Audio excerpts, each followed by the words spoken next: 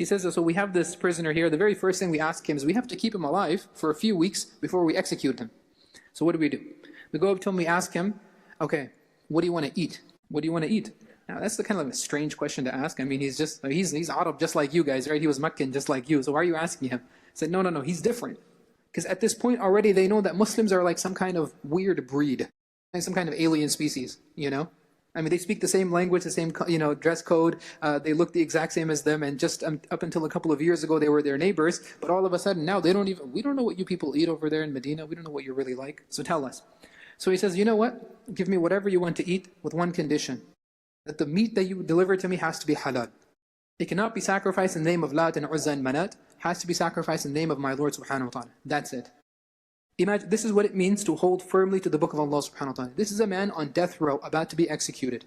And what's his primary concern? Make sure the meat you provide for me is halal. What does Allah subhanahu wa ta'ala say? Ya ayyuha ar-rusulu kulu min at-tayyibati wa'amalu salihah. Allah subhanahu wa ta'ala commands his prophets to eat pure and do good deeds. He is commanding the prophets of Allah that they have to eat pure. So who are you and I? Hadith of the Messenger sallallahu alayhi wa sallam, which he specifically tells us that a person will be ash'atha aghbar, madfu'un bil abwab. Person is covered in dust, completely disheveled, rejected from any person that he goes to ask for help. And that person is in a miserable state. You think if Allah is going to accept anyone's du'as, it's going to be this guy's du'as. He raises his hands and begs from Allah subhanahu wa ta'ala, Allah give me this, Allah give me that, Allah give me this. And Allah does not answer a single du'a of his. Why not? Because the person, his food, his drink, his clothing, all of it came from haram sources. Haram. The person was nourished by haram. فَأَنَّا يُسْتَجَابَ لَهُ. In what world will Allah accept his du'as? And we wonder, brothers and sisters, the entire month of Ramadan went, right? 30 days. And we prayed, and we fasted, and we made dua after dua after dua. You made hundreds and thousands of du'as. How many of them were accepted? And you wonder why that's the case. It's not, don't always think, oh, Allah has a better plan for me. Maybe Allah's plan for you is to eat halal, so that maybe Allah can accept your dua. In Mecca, 27th night of Ramadan, 3-4 million people, miles and miles and miles beyond the Kaaba, people are lined up praying, begging from Allah subhanahu wa ta'ala. People are holding the kiswa of the Kaaba and their du'as are not accepted. You wonder why. This is not something that, oh, Bilal's coming here telling us something. No, this is what your messenger is saying, sallallahu alayhi wa sallam. If you don't eat halal, if your income is not halal, don't expect Allah to accept your du'as. Just not going to happen. It's not going to happen. And this is a man on death row. His primary concern is this. How many of us do we even bother? We go to the, you go to the store, oh, this is something we've always eaten. I always get this for my kids. Oh, my mom always gets this for us.